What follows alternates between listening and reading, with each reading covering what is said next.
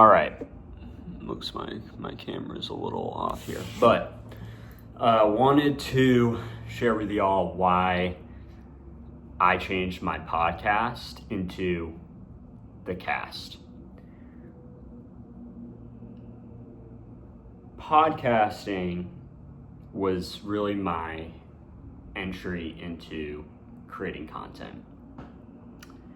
And one of the things I regret about podcasting is there was no substance in my conversations. There was no weight, right? I would post a podcast and on to the next one. Maybe I get a couple clips in, on to the next one, right?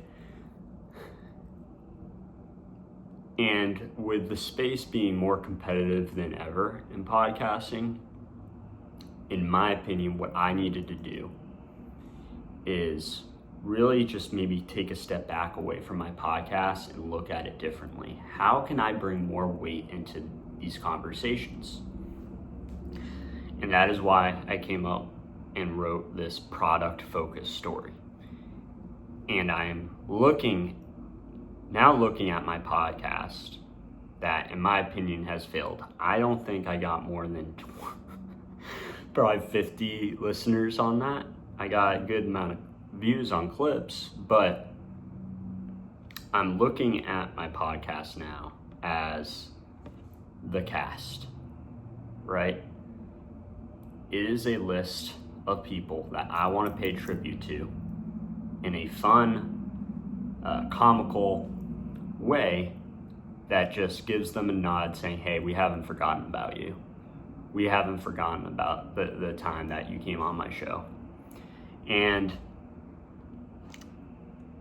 the reason why I say that is I look back and when I did podcasting, it was in my early 20s, and I'm so thankful for the people that I had on my show. I had no business in talking to those people. Truthfully, I invested some money in meet and greets with some of those guests. Some of them I did it through cold email and cold outreach. Others I've reached out to publicists. And as I look back, there's just so many people that are involved.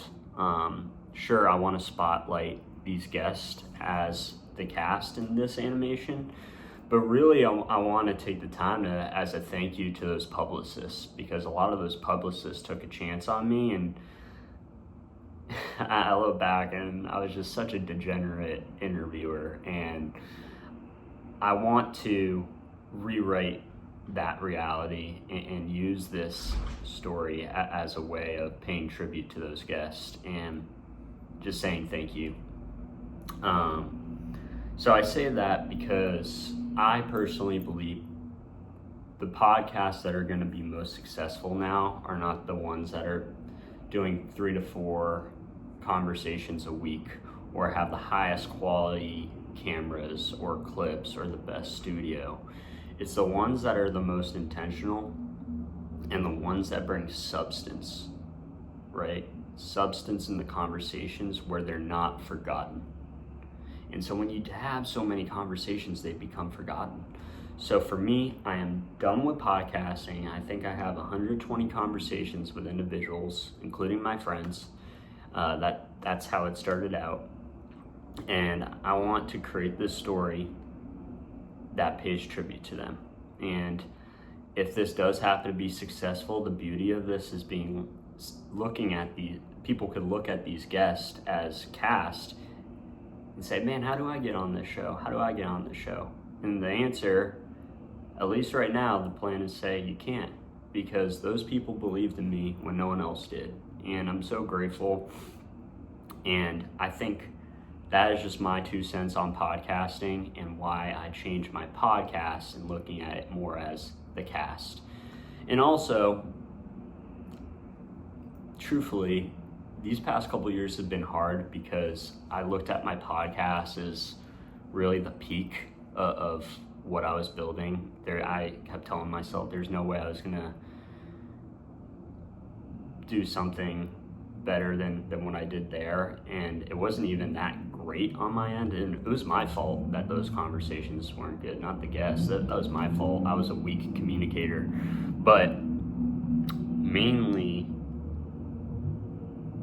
it's just focusing on the substance of conversation. Sorry, I just totally lost my train of thought. But that's my 2 cents, and I do believe podcasts will be looked at as the cast, and if I could create a story inspired by those conversations, and have people look on that 5 years from now and say who is a part of that, they can look at all those individuals. So grateful and appreciate y'all again. Peace.